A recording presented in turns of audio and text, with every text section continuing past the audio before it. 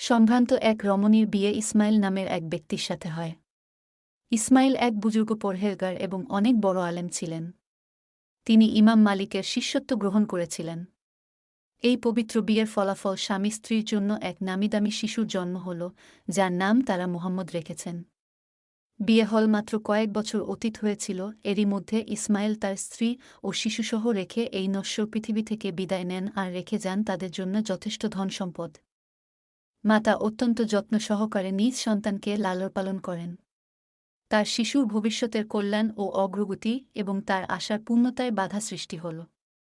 শৈশবেই শিশুটি তার দৃষ্টি হারিয়ে ফেলল। এখন অন্ধ হওয়ার কারণে এই শিশুটি শিক্ষা গ্রহণের জন্য উলামাদের দর্শে অংশগ্রহণের সামর্থ্য ছিল না, আর না অন্য কোনো শহরে যেতে পারতেন। মা খুবই দুশ্চিন্তায় ছিলেন যে শেষ পর্যন্ত এই শিশুটির কি হবে, আলেম দিন কিভাবে হতে পারবে।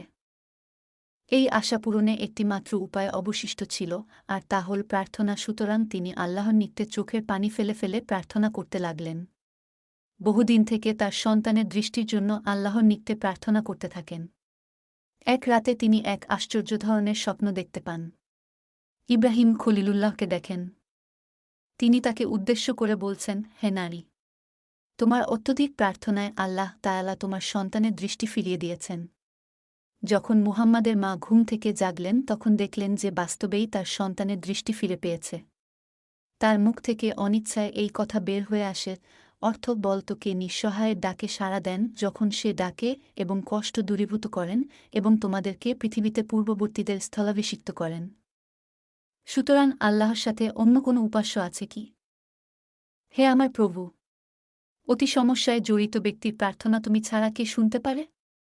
আর কে আছে যে বান্দার সমস্যা দূর করতে পারে? এই মহিষী রমণী যে অবিরত প্রার্থনা করছিলেন তিনি ছিলেন ইমামুল মুহাদ্দিসিন মুহাম্মদ বিন ইসমাইল বুখারী এর শ্রদ্ধেয়া মা, যিনি তার সন্তানের দৃষ্টি ফিরে এলে তার শিক্ষাদীক্ষার জন্য এত বেশি শ্রম দেন যে আল্লাহ তাআলা তার ছেলের প্রতি সর্বপ্রকারের ইলমের দরজা খুলে দেন এবং পরবর্তীতে এই শিশুটি এক অনেক বড় হাদিস শাস্ত্রের পাণ্ডিত্য ও ব্যুৎপত্তি লাভ করেন।